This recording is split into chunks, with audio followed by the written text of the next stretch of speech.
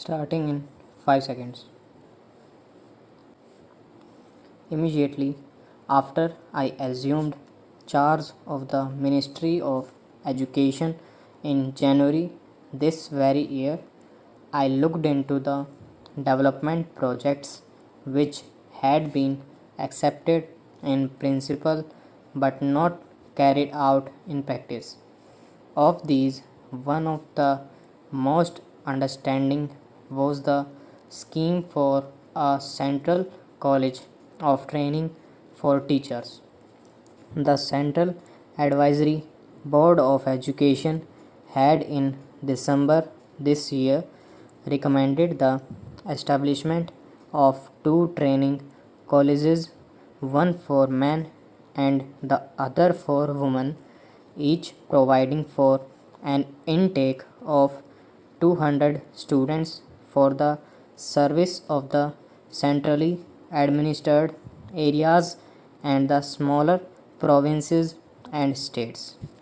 On the grounds of economy, the Government of India modified that recommendation and decided to establish one college for both men and women with a capacity of 300.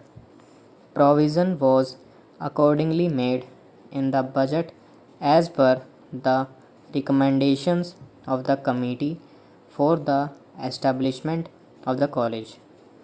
When I took office, I was therefore surprised to find that the whole program had been held up on the ground of shortage of building materials.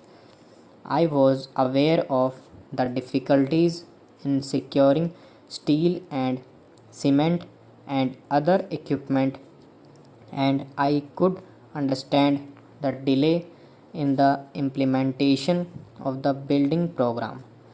I could not, however, understand why this led to a postponement of the entire scheme.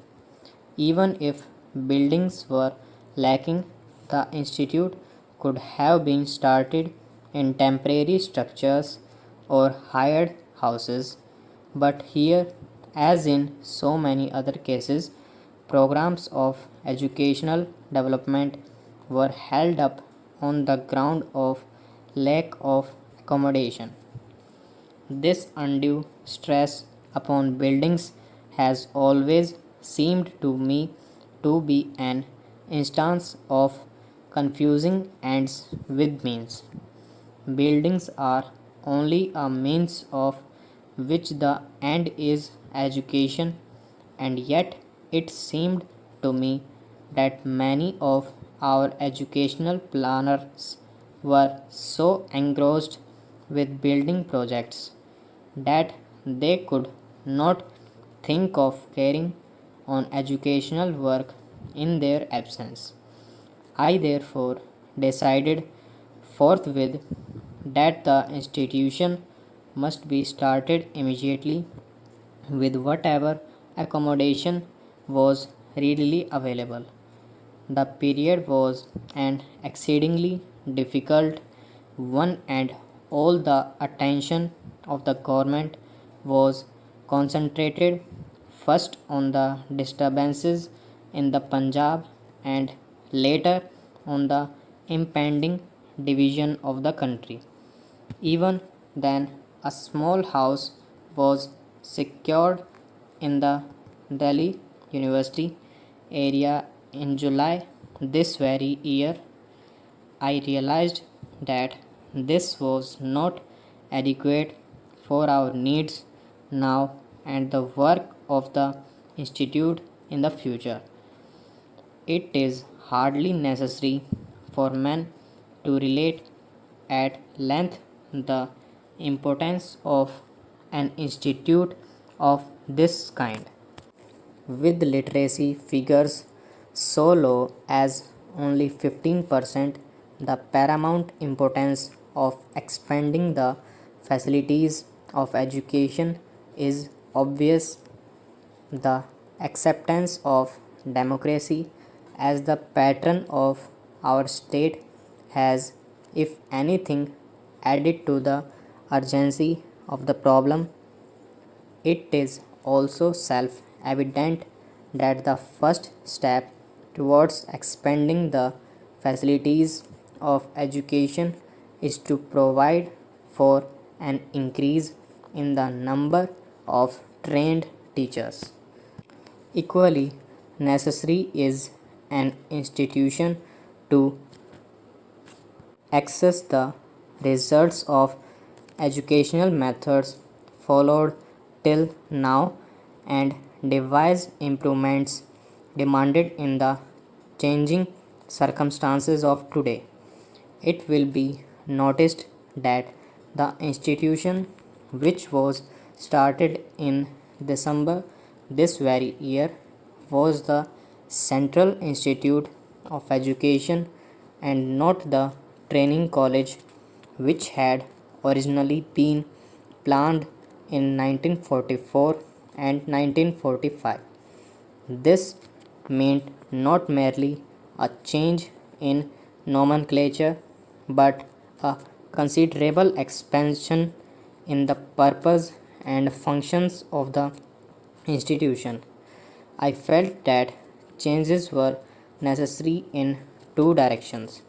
First, it should not be merely a college for training teachers but also an institution for research in the fields of education. Secondly, its services should not be restricted to the centrally administered areas but should extend to the whole of India. The Central Institute will therefore both training teachers for higher and secondary schools and also carry on research on the problems of basic and secondary education. The stage at which a child should be introduced to a craft as distinct from activity. The relative emphasis on craft and academic subjects and their correlation, the production of a new type of school literature to bring out the social functions of all human activity, the degree of abstraction possible in the earlier stages of education, the stage at which there may be some bifurcation between academic subjects and crafts, the grouping of children according to aptitude, taste, and ability, the place of art in the school curriculum. These are only a few of the many problems which arise out of a new conception of basic education and require consent, constant and careful study in a research institution. There are also problems in relating to adult education which demand fresh and careful scrutiny.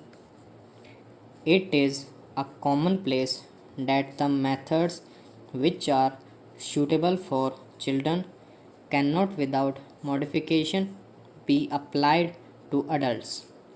No doubt a good deal of work in this connection has been done in other countries of the world, but each country has its own peculiar problems arising out of its social and economic background and its political history now.